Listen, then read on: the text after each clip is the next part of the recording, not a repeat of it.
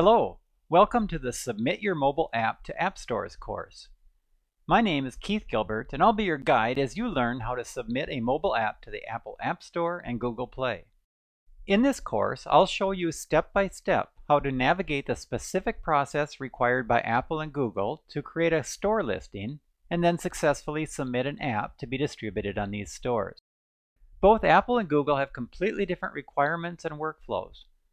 So first, I'll take you through the process of submitting an iOS app to the Apple App Store. Then I'll walk you through the process of submitting an app to the Google Play Store.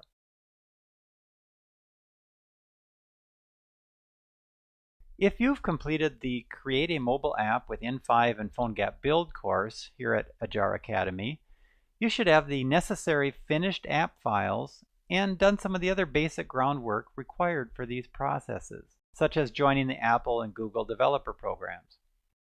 If you haven't completed that course, just be forewarned that I'm going to assume that you have knowledge of how to build an app, what an app ID is, and that sort of thing. Are you ready to begin? Let's dive in and get started.